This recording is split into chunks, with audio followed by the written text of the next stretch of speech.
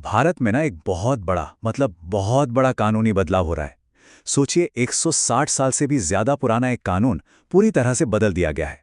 चलिए समझते हैं कि ये बदलाव आखिर है क्या और इसका हम सब पर क्या असर पड़ने वाला है। और यही सवाल इस पूरी बातचीत का, इस पूरे बदलाव का सेंटर पॉइंट है। जब अंग्रेजों के जमाने का एक कानून हटता है और उसकी जगह एक नया मॉडर्न कोड आता है, तो इसका असर हर किसी पर पड़ता है। यह सिर्फ कुछ सेक्शन बदलना नहीं है, बल्कि न्याय देने के पूरे तरीके को एक नई दिशा देना है। तो इसका नाम है भारतीय न्याय संहिता 2023, शॉर्ट में कहें तो BNS। यही वो नया कानून है जिसने 1860 के इंडियन पीनल कोड यानी IPC की जगह ली है, जो इतने सालों से हमारे क्रिमिनल जस्टिस सिस्टम की रीढ़ की हड्डी बना हुआ था। इस बदलाव का सीधा सा मकसद हमारे कानूनों को 21वीं सदी के भारत के लिए रेलेवेंट बनाना है। तो सबसे पहले बात करते हैं उन चीजों की जिन्हें हटाया गया है, मतलब out with the old, right? चलिए देखते हैं कि इस नए कानून ने किन पुरानी चीजों को अलविदा कह दिया है।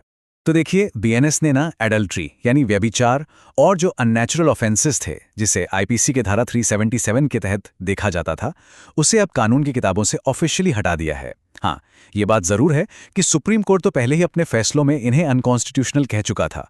तो ये कदम एक तरह से लिखे हुए कानून को कोर्ट के फैसलों के साथ अलाइन करता है। अच्छा, तो पुराने कानून तो गए, अब बात करते हैं कि नया क्या आया है, मतलब नए अपराध और नई सजाएं। क्योंकि BNS में सिर्फ चीजें हटाई नहीं गई हैं, बल्कि कई नई चीजें जोड़ी भी गई हैं, जो आज के समाज की जरूरतों को देखती हैं। BNS में पहली बार कम्युनिटी सर्विस यानी सामुदायिक सेवा को सजा के तौर पर शामिल किया गया है। ये एक बहुत ही प्रोग्रेसिव कदम है। मतलब सोचिए, कोई छोटी मोटी चोरी हो गई या कहीं पब्लिक में कोई हंगामा कर रहा है, तो अब ऐसे मामलों में दोषी को जेल भेजने के बजाय समाज की सेवा करने का काम दिया जा सकता है। अब आते हैं एक बहुत ही सीरियस और अहम बदलाव पर, हिट एंड रन के मामले। पहले IPC में क्या था? लापरवाही से अगर किसी की जान चली जाए तो ज्यादा से ज्यादा 2 साल की सजा। लेकिन अब BNS में इसे सीधा 5 साल तक कर दिया गया है। और अगर ड्राइवर एक्सीडेंट करके भाग जाता है, पुलिस को इन्फॉर्म नहीं करता, तो सजा सीधी 10 साल तक की जेल और जुर्माना हो सकती है। ये एक बहुत बहुत बड़ा बदलाव है। मॉब लिंचिंग ये एक ऐसी चीज है जो हमारे देश में एक बहुत ही गंभीर समस्या रही है, और अब BNS ने इसे पहली बार एक स्पेसिफिक क्राइम, एक अलग अपराध के तौर पर डिफाइन किया है। अगर 5 या उससे ज्यादा लोग एक ग्रुप बनाकर किसी की हत्या करते हैं तो उसे मॉब लिंचिंग माना जाएगा, और इसके लिए सजा बहुत सख्त है, आजीवन कारावास से लेकर मौत की सजा तक।